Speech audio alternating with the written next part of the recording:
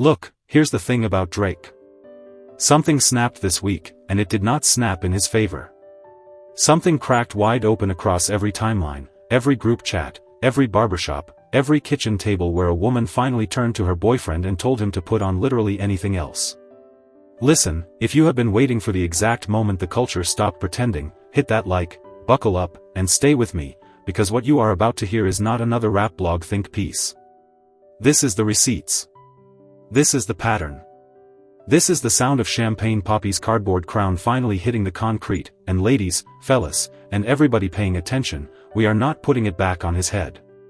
Not today. Not after Iceman. Not after her loss. Not after honestly, never mind. Not after Millie.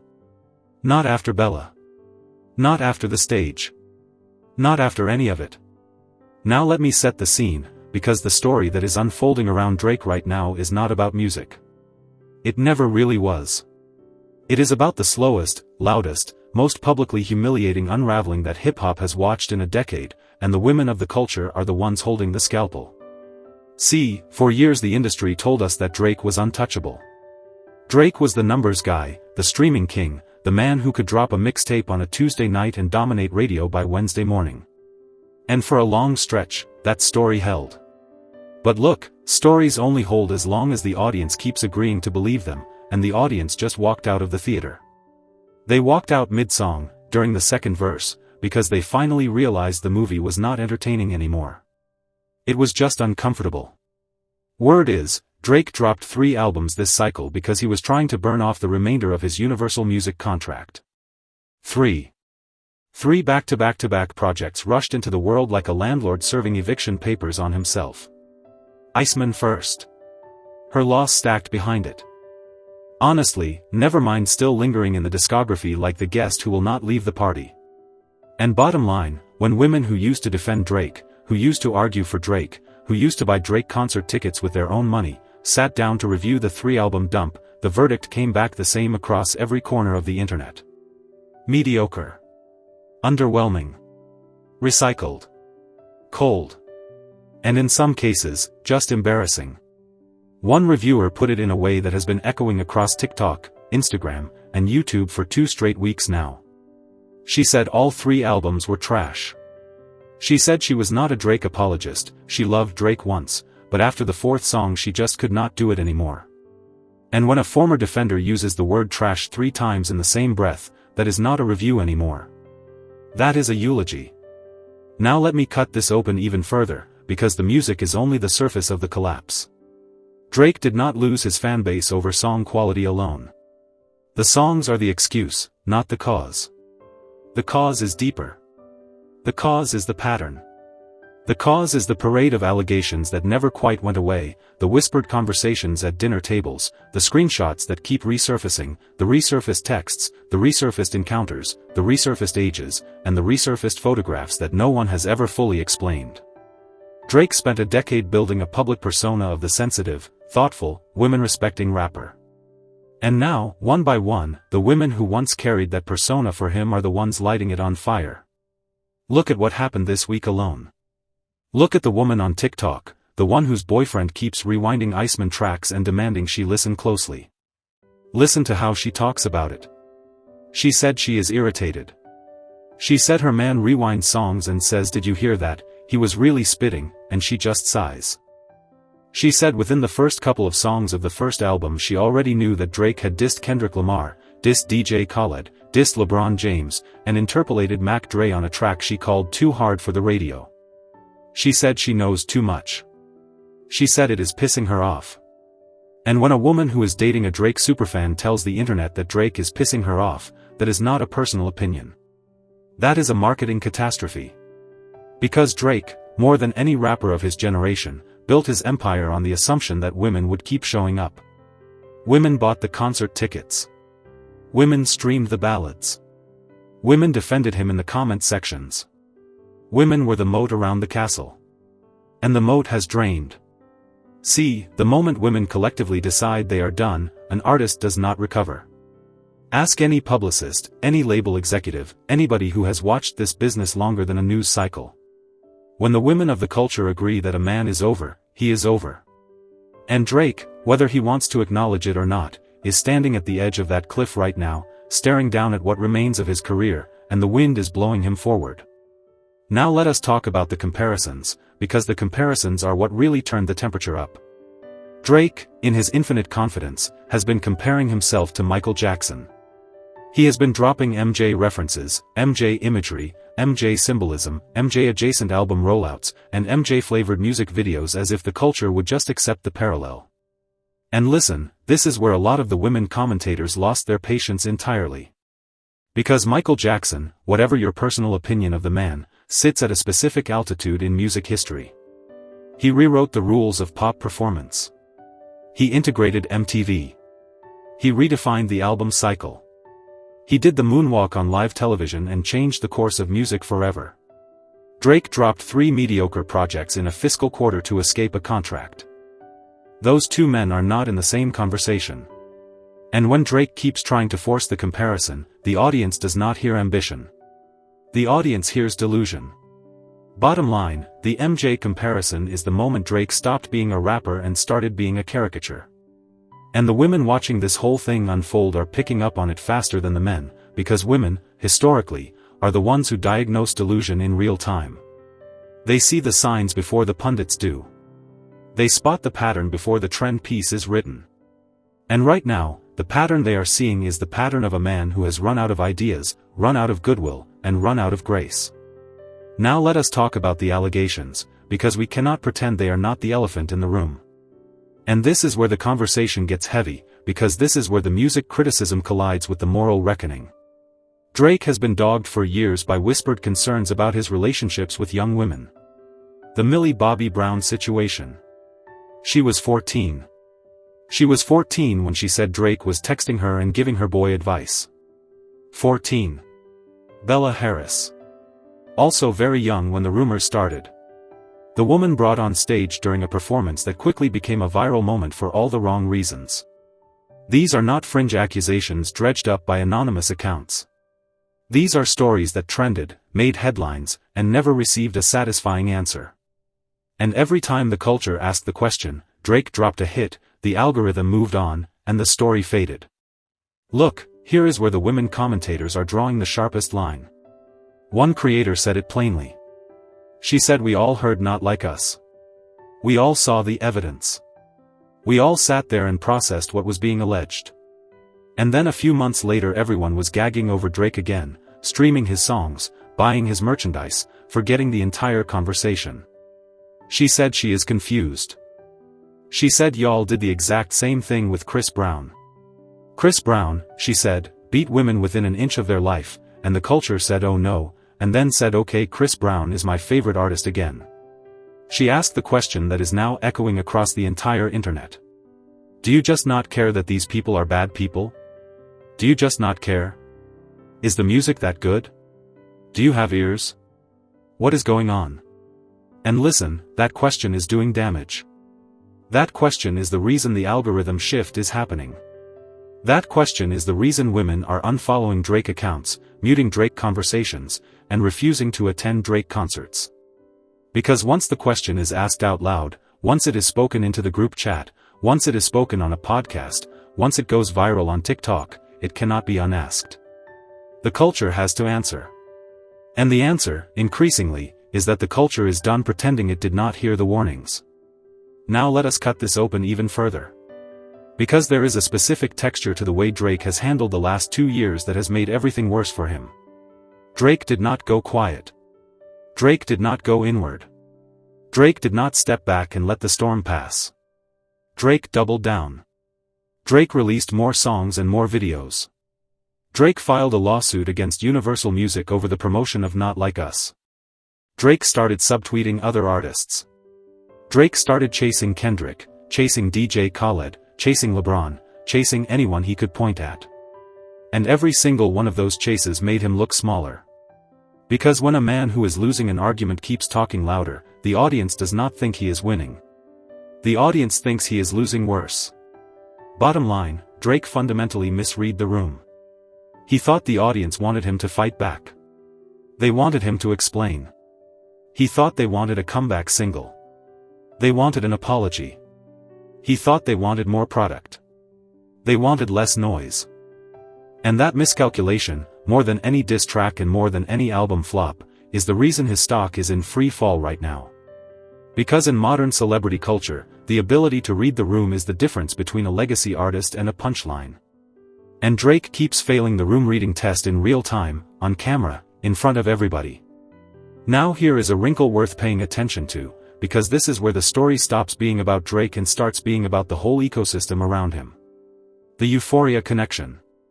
That's right. The producer credit that keeps resurfacing in the comments. One creator this week said something told her not to watch Euphoria. She said every clip she saw looked strange. She said she did not want to watch young people getting hypersexualized on premium cable. And then she said the quiet part out loud. She said come to find out, Drake was a producer on the show. She said something told her not to watch it. And that specific line, that specific piece of connective tissue, is now getting shared across every corner of the internet. Because it fits the pattern. It confirms a suspicion that was already forming. And it deepens the sense that Drake is not just an artist to be critiqued, but a figure whose entire adjacent world deserves a second look. Look, this is what pattern recognition looks like in real time. And once the audience starts pattern matching, they do not stop. They start asking about the guest lists, the party invitations, the tour riders, the studio sessions. And every question is a question that Drake, at some point, has to answer, or leave permanently unanswered. And in modern celebrity culture, the unanswered question is worse than the guilty answer, because the unanswered question lives forever in the algorithm. Now let us slow down for a second, because I want to talk about what this collapse actually looks like on the ground. Because it does not look like a scandal in the traditional sense. It does not look like a press conference. It does not look like a court case. It does not look like a cancelled tour. What it looks like is a slow, quiet erosion. Empty seats at concerts that used to sell out. Streaming numbers that no longer chart. Merchandise sitting on the shelf. Concert reviews that used to say incredible now saying underwhelming. Group chats where his name used to be mentioned reverently now being mentioned as a punchline. Women who used to say I love Drake now saying I used to love Drake. Past tense. The most damaging tense in celebrity culture. Past tense. See, in the streaming era, an artist does not need a lawsuit to end. An artist just needs the audience to stop showing up. The audience does not need to boycott.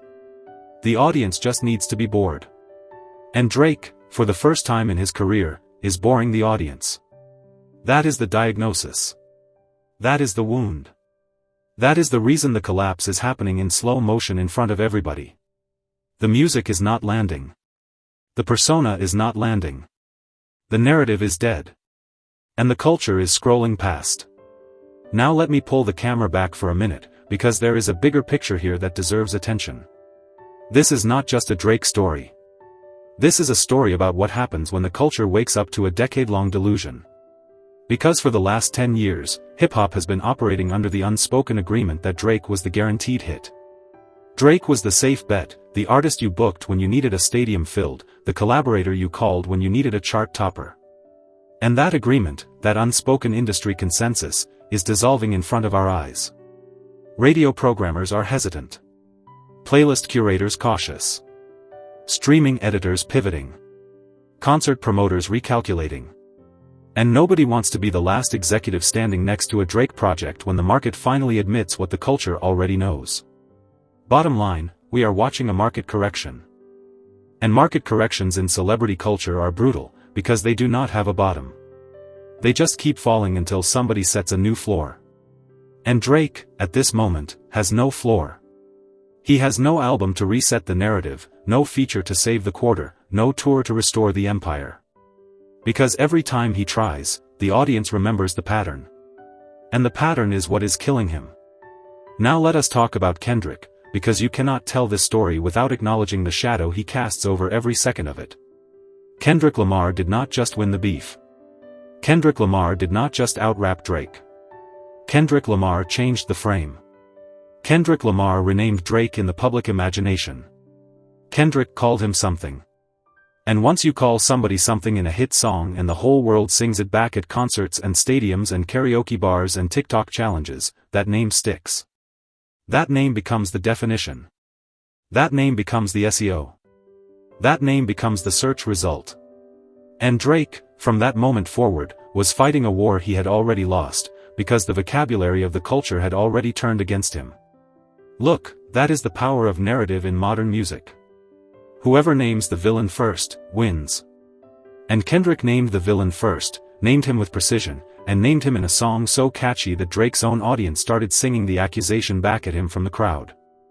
No press release undoes that. No diss track undoes that. No tour undoes that. The name is the wound. The wound does not close. Now let us examine one more thing, because this piece keeps coming up and it deserves its own moment. The nickname. The one that keeps trending. The one that women commentators keep using to laugh at him. The Fraudfather. That's what they are calling him now in some corners. In others they are calling him something even more brutal. They are calling him the man whose body, whose confidence, whose branding, whose everything now feels manufactured. And every time a new nickname sticks, another layer of the Drake mythology peels off. Because in celebrity culture, mythology is protection. Mythology is the armor. And Drake is standing in the arena right now with barely any armor left. See, this is the exact texture of a downfall. Not one big explosion. 1,000 tiny slices. A meme here. A nickname there. A reaction video everywhere. A think piece next week. A TikTok tomorrow. A comment section tonight. A group chat message right now. And each slice removes another millimeter of the myth. And once the myth is gone, the man is just a man. And a man without a myth cannot sell 50,000 tickets in Toronto next summer. Bottom line, Drake needs the myth. The myth is the business. And the myth is bleeding out. Now let us bring this back to the specific moment we are living through. Because right now, in this exact week, the culture is coordinating on a decision. The decision is that Drake is not going to be rehabilitated quietly. He is not going to be allowed to slip back into the mainstream when the news cycle turns over. He is not going to be allowed to release a surprise single next month and reset the conversation. The women who are leading this reckoning have made it clear. They want answers. They want accountability. They want a full accounting of the allegations, the patterns, the parties, the texts, the photographs, the friendships, and the industry protection. And they want it now. Not silently. Not quietly. Loudly. On the record. Publicly. One creator said it best this week. She said she loves seeing the downfall. She said it is refreshing. She said it is long overdue. But she also said she needs speed. She needs urgency. She needs the allegations wrapped up. She needs the proof brought out. She needs the story finished. Because until the story is finished, the culture is stuck in this weird liminal zone where Drake is neither cancelled nor forgiven, and everybody is exhausted from carrying the ambiguity. The culture wants closure. The culture wants a verdict. The culture wants the trial to end, one way or another. Look, that is a dangerous position for a celebrity to be in. Because the longer the ambiguity lasts, the more the audience fills in the blanks. And the blanks the audience fills in are almost always worse than the actual truth. Silence, in modern celebrity culture, is not a defense. Silence is an accelerant. Silence tells the audience the accused has no answer, that he is hiding, that the accusers were probably right. And Drake, right now, is running out of silence to spend. Now let us cut this open one more time. Because the industry angle here matters. Universal Music is in a complicated position. Drake is a massive asset on paper. He has hundreds of millions of streams. He has a merchandising machine. He has a tour infrastructure. He has a brand deal ecosystem. And every one of those assets is a liability the moment the reputational risk exceeds the commercial upside. Insurance underwriters watch this. Corporate sponsors watch this. Sync licensing agents too. And once the numbers turn, the industry pulls back. It does not announce. It just pulls back. Suddenly the ad placements dry up. Suddenly the tour sponsors go quiet. Suddenly the streaming playlists thin out. Suddenly the collaborations stop coming. And nobody sends a memo. It just happens. Word is, that quiet withdrawal is already underway. Word is, executives are already having the conversation about how to distance the label from the noise. Word is, the risk assessments are already being written. And once those internal documents start moving, the artist is the last to know. The artist finds out when the phone stops ringing, when the album rollout gets less budget than the last one, when the tour dates start getting quietly rescheduled and the marketing spend gets quietly cut. And by the time the artist figures it out, the ship has already sailed. Look, that is the mechanic of an industry collapse. And Drake, whether his team wants to admit it or not, is inside that mechanic right now. He is not being fired, he is being demoted. Not cancelled, downgraded. Turned from a headliner into a legacy act, from a chart topper into a nostalgia play, from a movement into a museum piece. And that transformation, once it starts, does not reverse. Now, this brings us to a bigger question, because the audience is going to ask it eventually. What comes next? What does the culture look like without Drake at the top? Who fills the space? Who takes the crown? And listen, that answer is already being written. Kendrick Lamar is executing at a level that is going to be studied in business schools decades from now. Not just as an artist. As an entrepreneur. As an executive. As an architect of an entirely new model for what a rapper can be. Kendrick is not just making music. Kendrick is building infrastructure, companies, and alliances with athletes, actors, filmmakers, and executives who share his vision. Kendrick is doing what Drake said he was doing and what Drake was never actually doing. Kendrick is building. Bottom line, the crown does not sit vacant. The crown moves. And the crown has moved. And the culture is already adjusting to the new coordinates.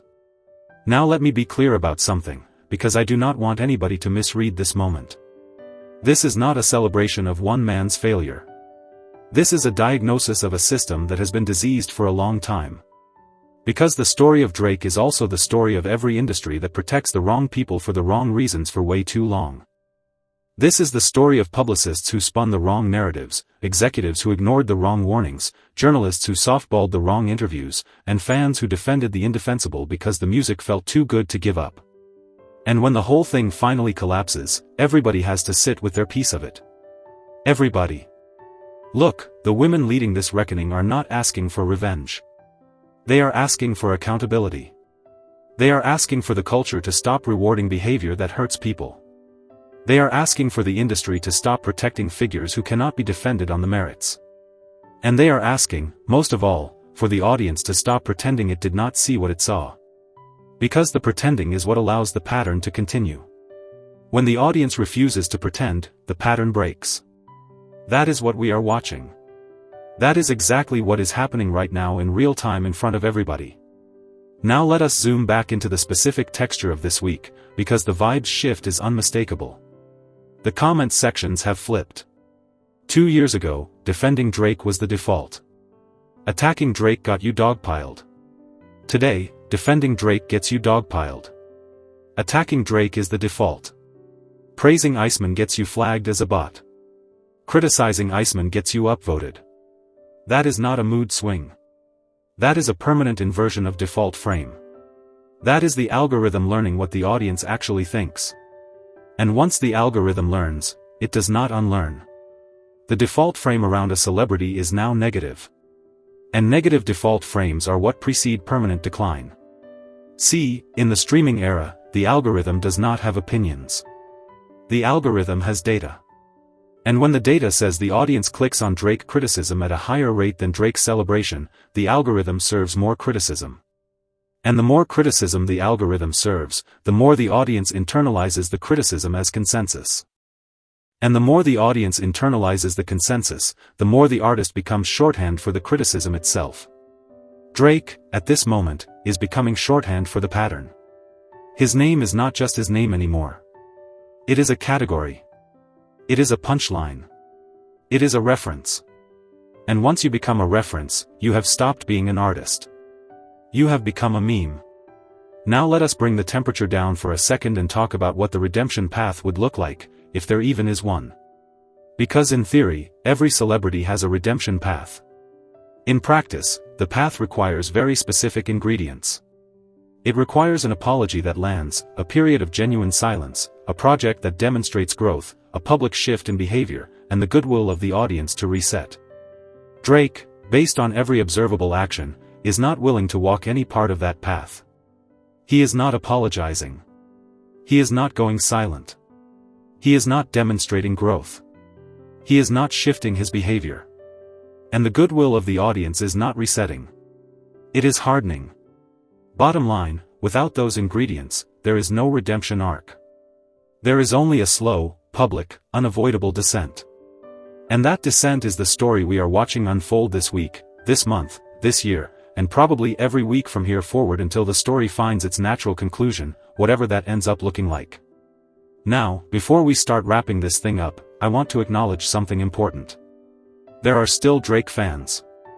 There are still people who love the catalog, defend the artist, separate the music from the man, and feel the culture is being unfair. That perspective exists. It is a real perspective. And I am not here to tell those fans that they are wrong to feel what they feel. I am here to describe what the majority of the culture is feeling, and the majority of the culture, right now, is feeling done. That is not a moral judgment. That is a data point. And the data point is measurable in stream counts, ticket sales, chart positions, social sentiment, and the tone of the group chats where people actually talk honestly about what they think. Look, if you are a Drake fan and you are watching this, I hear you. I know this is difficult. I know it does not feel fair. But part of being a fan of any artist is being honest about the moment the artist is in. And this moment, whether you like it or not, is a moment of collapse. Denying the collapse does not stop the collapse. Denying the collapse just makes the collapse hurt more when it finishes. Now let me plant a flag on where I think this goes from here, because the questions are worth asking out loud. Does Drake continue releasing music through a diminishing catalog cycle, extracting the last drops of value from a fading name? Does Drake pivot into ownership plays, betting on OVO the brand rather than Drake the artist? Does Drake retreat entirely, disappearing from public life for a year or two the way other embattled celebrities have done? Does Drake attempt one more massive gambit, one more surprise project, one more strategic feature, and hope the culture lets him back in? And critically, do the allegations finally receive a full and public accounting, either through legal proceedings, investigative journalism, or a first-hand testimony from somebody who has been silent until now? Bottom line, every one of those paths is possible. None of them is guaranteed. And the culture, right now, is refusing to hand him the map. The culture is making him wander. The culture is making him figure it out on his own, in public, with the cameras on. And nobody, no matter how famous, wants to do their downfall live on streaming. Now let me bring this landing, because we have covered a lot of ground and I want to leave you with something concrete. What we are watching, in the collapse of the Drake mythology, is one of the largest realignments in modern pop culture. It is bigger than the beef with Kendrick. It is bigger than the album flops. It is bigger than the specific allegations. It is a fundamental renegotiation of who gets to be at the top of hip-hop, on what terms, and with what accountability. And the outcome of this renegotiation will define the industry for the next decade. Because whichever way this ends, the precedent will be set. Either the culture successfully removes a figure who could not be defended on the merits, and the industry is put on notice that mythology alone is no longer enough to protect an artist. Or the culture fails, Drake absorbs the shock, and the industry learns that no amount of pattern recognition can dislodge a big enough name. Look, the stakes are that high. And that is why the women who are leading this conversation are not letting up. That is why the podcasts keep dissecting it. That is why the TikToks keep piling on. That is why the reaction videos keep multiplying. Because everybody involved understands, whether they say it out loud or not, that this is the moment the rules are being rewritten. And the rules that get written in this moment are the rules that everybody has to live under going forward. Bottom line, if the culture wins this one, every rapper in the industry has to think twice about the pattern of behavior he has been allowed to build up around him. If the culture loses this one, the whole conversation resets to zero and we spend another decade pretending we did not hear the warnings. And I do not know about you, but I am tired of pretending. The audience is tired of pretending. The women are tired of pretending. And Drake, whether he wants to acknowledge it or not, is tired of pretending too, because the exhaustion is written all over the last 3 albums.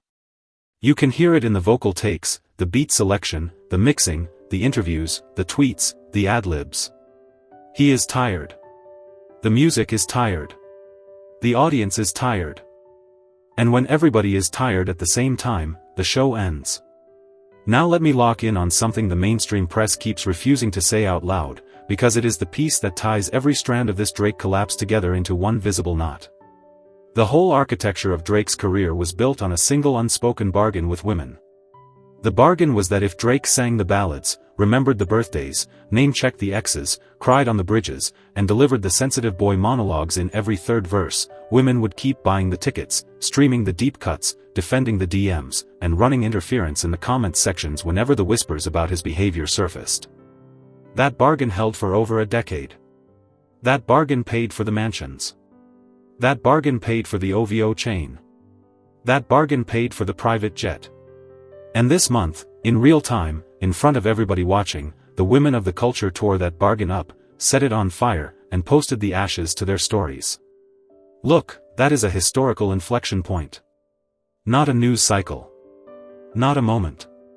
That is the audience revoking a license Drake has been renewing quarterly for 15 years. And once the license is revoked, the whole business model changes overnight. Because Drake without the female audience is not a stadium act, not a radio staple, not the streaming king. Drake without the female audience is a guy with a diminishing catalog explaining himself to a room that stopped listening 2 albums ago. Word is, the numbers behind the scenes tell an even harsher story than the public discourse. Word is, first-week engagement on Iceman skewed heavily male for the first time in Drake's career. The concert bounce that used to follow every album drop has flatlined. Merch drops that used to sell out in hours are sitting on the site for days. Sync licensing requests from film and television have slowed measurably as showrunners quietly avoid attaching scenes to a name that trends for the wrong reasons. None of this shows up on the Billboard chart tomorrow. All of it shows up on the balance sheet by the end of the fiscal year. And balance sheets, unlike hashtags, do not forget. See, this is the part of a celebrity downfall that never makes the highlight reel. The quiet spreadsheets. The revised projections. The whispered conversations in glass conference rooms. The strategic memos with the artist's name in the subject line and the word risk in the body. Drake is inside those documents right now, whether he knows it or not, and every additional viral clip of a woman rolling her eyes at his music adds another line item to the ledger. Bottom line, the business is quietly repricing him. And once you are repriced downward, the climb back is longer than the fall. Now let me sharpen this even further, because there is one more angle nobody is discussing and it might be the most important angle of all. The generational handoff. Because the audience currently powering this backlash against Drake is not the same audience that made him a superstar. The women in their 20s driving this reckoning grew up hearing about Drake the way earlier generations grew up hearing about older embattled figures. To them, Drake is not the boyfriend on the radio. Drake is the cautionary tale in the group chat. Drake is the pattern their older sisters warned them about. Drake is the name that shows up in the same paragraphs as the names they were taught to distrust. And that generational reframing is a wound that no album cycle can heal, because you cannot rebrand yourself in the eyes of people who never bought the original brand in the first place. Look, that is why this collapse feels different from every previous Drake controversy. Every previous storm blew through the same demographic that made him famous. This storm is coming from the demographic that was supposed to make him famous next. And when the next generation refuses to inherit the mythology dies with the current one. Drake, at this precise moment, is watching his future audience close the door before he even gets to knock. Bottom line, that is the sound of a career ending in slow motion, and the whole culture is standing at the window watching it happen. Now before I let you go, drop it in the comments below and tell me exactly where you stand. Do you think Drake still has a comeback in him, or is this the beginning of the end that we are never going to look away from? Do the allegations get a full public accounting, or does the industry bury them like it has buried so many other stories? Do you think Kendrick becomes the permanent center of gravity in the culture, or does somebody else emerge from the wreckage to take the crown? Do you think Universal Music quietly reduces the marketing spend on the next Drake project, or do they double down and hope the audience forgets? And do you think, at any point in the next 12 months, we hear from Drake in a way that actually addresses what the culture is asking, or does he keep doing what he has been doing and hope the news cycle rescues him? Look, I want to read every single one of your answers. Because this is the conversation that matters. This is the conversation that decides where hip-hop goes next, which artists get elevated, which artists get held accountable, and which artists get to define the next chapter of the culture. Your voice, whether 100 followers or 100,000, is part of it. So do not stay quiet. Do not scroll past. Say it loud enough for the algorithm to hear. Now, if you made it to this point in the video, thank you for spending this time with me. If this hit right, hit that like button, hit that subscribe button, hit that bell so you never miss the next drop, because we are just getting started and the story around Drake is only going to get louder from here. Ladies, fellas, and everybody paying attention, this is the moment. This is the receipts. This is the reckoning. And this is only the beginning. And listen, if you want to see the full breakdown of exactly what Kendrick Lamar is building behind the scenes right now, and why the industry is already treating him like the next Jay-Z with a Kanye-level vision, click the suggested video right there and let us keep this conversation moving. You are not going to want to miss that one. Because the story of the collapse is only half the story.